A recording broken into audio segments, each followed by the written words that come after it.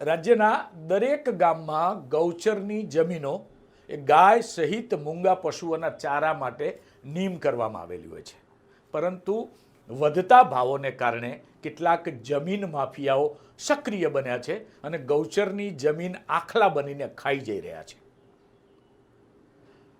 ગૌચરની જમીન ખાવામાં કેટલાક સાધુઓને પણ રસ છે, કેટલાક ભગવાધારીઓને પણ રસ છે. આવા સમાચાર જ્યારે વહેતા થાય ત્યારે ચોક્કસથી દુઃખ લાગે. સાધુ સંતો એ ગૌ માતાના રક્ષણ કાજે હોય છે, ગૌશાળાઓ ચલાવતા હોય છે, પરંતુ કેટલાક એવા સાધુઓ છે જેના પર ગૌ માતાની જમીન અને જમીનમાંથી માટી ખાઈ જવાના ગંભીર આરોપ લાગ્યા છે. જય ખેડૂત સમાજ, ખેડૂત ભાઈઓ, હું છું આપનો ખેડૂત મિત્ર વિનોદ. ધોરાજી નજીક આવેલા ફેરણી ગામની જે સ્વામિનારાયણ સંસ્થા છે તેના પર ગામના જ કેટલાક યુવાનો અને સામાજિક અગ્રણીઓએ ખૂબ ગંભીર આરોપ લગાવ્યા છે. મારું નામ અવિનાશ વઘાસિયા છે. આજે તમે વિડીયો ક્લિપમાં જોયું હશે કે સ્વામિનારાયણ સંપ્રદાય કે જે સનાતન ધર્મનો મુખ્ય અંગ કહેવાય, કે જે સનાતન ધર્મ આપણે હિન્દુ ધર્મની અંદર મોટામાં મોટો ધર્મ છે.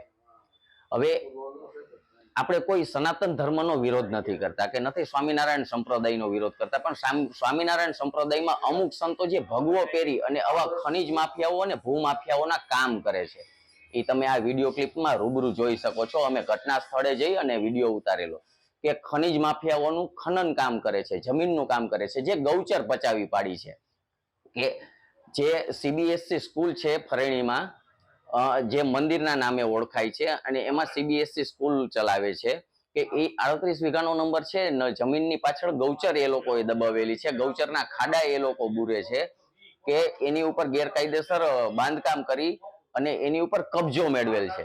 કે જે વિડીયોમાં તમે જુઓ છો કે એક જગ્યાએથી ખાડા બુરે છે અને બીજી જગ્યાએથી ગૌચરની જમીનમાંથી માટી ઉપાડે છે અને ગામને 1500 રૂપિયામાં ડમ્પર વેચે છે. અમે ઘટના સ્થળે રૂબરૂ જ એની મુલાકાત લીધી અને અમે એનું શૂટિંગ ઉતાર્યું કે ક્યાંક ને ક્યાંક નંબર હોય તો નંબર જાહેર થાય, પણ હકીકતમાં અમને એકય વ્હીકલમાં નંબર જાણવા દેખાણા નહીં. બધી જગ્યાએ અમે ફરતી બાજુથી વ્હીકલના વિડીયો શૂટિંગ લીધા, પણ અમને કોઈ વસ્તુ ન મળી. કે તંત્ર દ્વારા આની ઉપર કાયદેસર કડક પગલાં લેવામાં આવે અને જે ભગવા કપડાં પહેરી અને જે સનાતન ધર્મને બદનામ કરે છે એની જગ્યાએ આવા લોકોને તાત્કાલિક જેલના સળિયાઓની પાછળ નાખવામાં આવે, જેથી કરીને દુનિયાને ખબર પડે કે આ ધર્મના નામે ધતિંગ કરે છે. આ સાધુઓ પર મંદિરની પાછળ આવેલી ગૌચરની જમીન દબાવવા, તેમાં ગેરકાયદેસર બાંધકામ કરવા અને જમીનની માટી વેચી દેવા જેવા ગંભીર આરોપો થયા છે. અમે ગયા જ છીએ. અમે તમે મને ખબર જ નથી, મારું છે જ નહીં કાંઈ.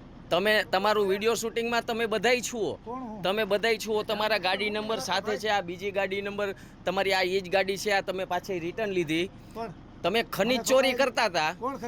તમે ત્યાંથી તમારા હસ્તક જે ખનીજ ચોરી થતી હતી એ તમે કેમેરો બંધ કરો કે ન કરો? તમે કેમેરો બંધ કરો કે ન કરો? આમાં બધું. હા, તમે અમારી ઉપર કેસ કરજો. લાઈવ રેકોર્ડિંગ ચાલુ છે, અમારી ઉપર કેસ કરજો. લાઈવ રેકોર્ડિંગ ચાલુ જ છે. આ લાઈવ રેકોર્ડિંગ ચાલુ જ છે. તમે તમારે કેસ કરો.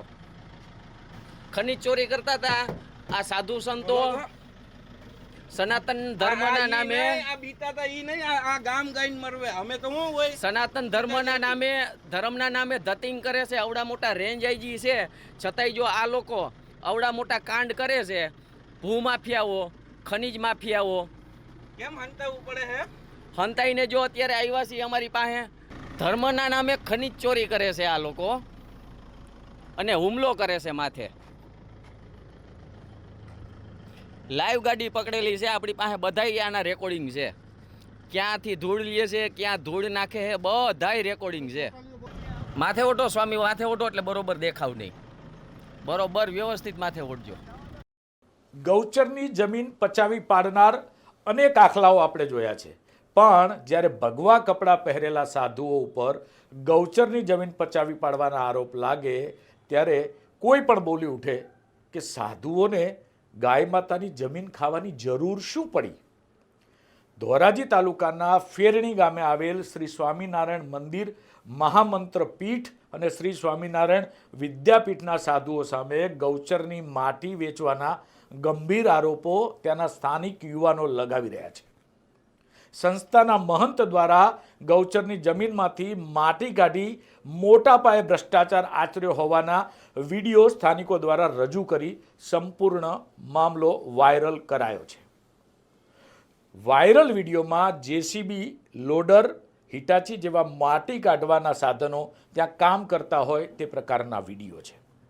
સ્થાનિક આગેવાનો દ્વારા સ્ટિંગ ઓપરેશન કરી ઘણા આક્ષેપો કરાયા છે, જેમાં ધોરાજી તાલુકાના ફરેણી ગામે ચાલતી સ્વામિનારાયણ સંસ્થા દ્વારા મંદિરની બાજુમાં આવેલી ગૌચરની જમીનમાંથી મોટા પાયે માટી કાઢી તેને બહાર વેચવા અને ગૌચરની જમીન પર કબજો કરવા જેવા ગંભીર આરોપો લાગ્યા છે. જો આ વિડીયોમાં તથ્ય હોય અને આ વાયરલ વિડીયો સાચા હોય તો તંત્રએ દાખલો બેસાડે તેવું કામ કરવું જોઈએ, કારણ કે લાંછન સાધુઓ પર લાગ્યું છે. જય જવાન, જય કિસાન.